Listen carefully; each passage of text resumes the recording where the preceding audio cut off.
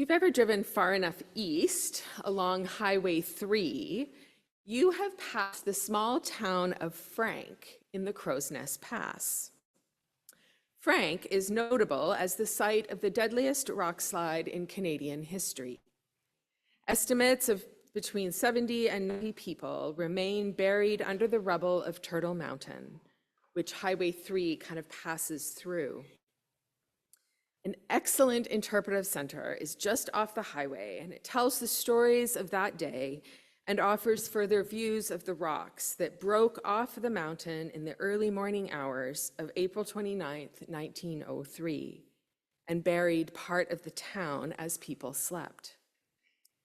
Local indigenous people of the Blackfoot and Kootenai nations called Turtle Mountain, that it was just south of Frank, the mountain that moves. They witnessed its rumbling for years and knew that it was dangerous. They never camped in its vicinity.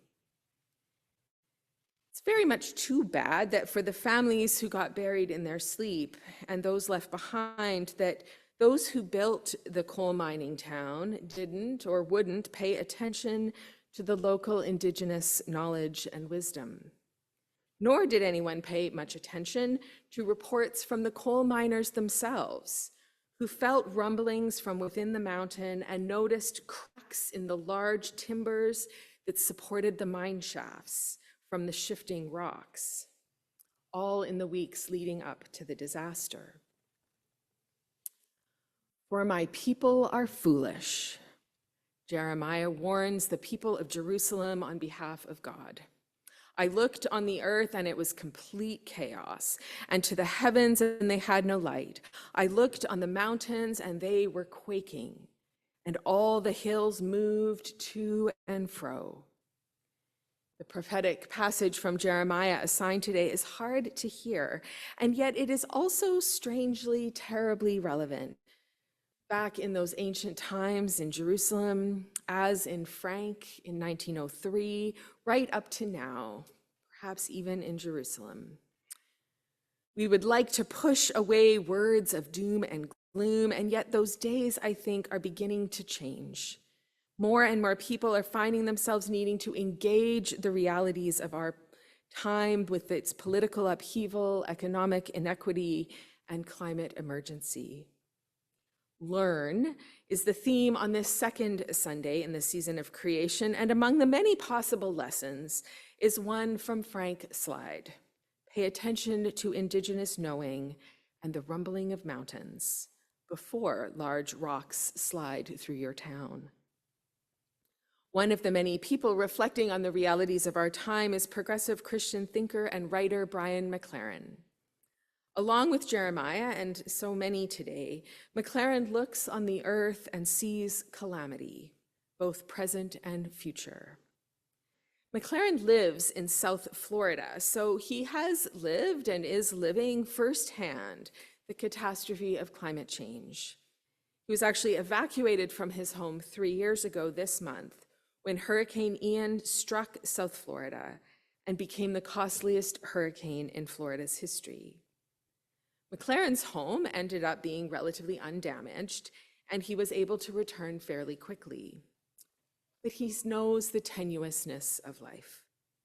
His recent book, published last year, explores the complexity of hope, the necessity of grief, and the need for new ways of thinking, becoming, and belonging in turbulent times. It's titled Life After Doom: Wisdom and Courage for a World Falling Apart. In Life After Doom, McLaren outlines 4 possible scenarios for the future of humanity. He names them collapse avoidance, collapse rebirth, collapse survival, and collapse extinction. His underlying assumption is that global civilization is in a state of overshoot as we use more resources than is sustainable and spew out more toxins than the earth can detoxify. He believes this state of overshoot will come to a head eventually, unless we find ways of turning a corner to live more sustainably and avoid the coming apocalypse. The second scenario, collapse rebirth, envisions a period of societal decline followed by a period of rebuilding and renewal, having learned the necessary lessons. Scenario 3, collapse survival, imagines a situation where some individuals or communities manage to survive a collapse, but under extremely challenging conditions that usher in a period of hardship and scarcity. The last scenario is the most dire, collapse extinction, where humanity just fails to adapt and simply doesn't survive. We think about like the dinosaurs. Now, I know none of this is particularly cheerful or optimistic, certainly not in the modern sense. Maclaren is not, however, without hope. Far from it. One writer describes the book as, quote, a soul-stirring meditation on what it means to live fully when faced with the seeming inevitable collapse of systems we once trusted. It's a book about becoming the kind of person who can bring light and resilience into the darkness of a world falling apart. The challenge of the book is to embrace doxology, praise, a reverence for life that comes not in spite of despair, but through it. One of the core messages of the book is to listen to our grief, learn from it, along with embracing and moving through other difficult feelings like fear, guilt, and anger. Not unlike Jeremiah's proclamation to the Jerusalemites today, for the earth shall mourn and the heavens above grow black. It is through this chaos and uncertainty that at our best, we grow in resiliency and courage. Spiritual practices will strengthen us for difficult times.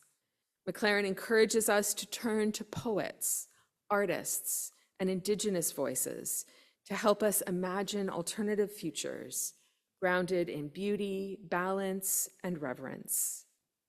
He suggests rediscovering and building up the power of community with shared faith, collective action, and mutual care.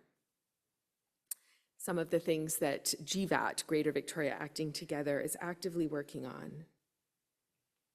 He focuses on the importance of active participation where each choice, each act of kindness, each moment of beauty contributes to a higher reality breaking into a broken world. Every person has something unique to offer, and every act of goodness, creativity, and courage matters. For there's no single right way to participate in creating a compassionate and sustainable world. Engaging in the full reality of our world as it is today can feel crushing, like tons of rocks sliding off a mountain and burying us in grief, fear, and despair.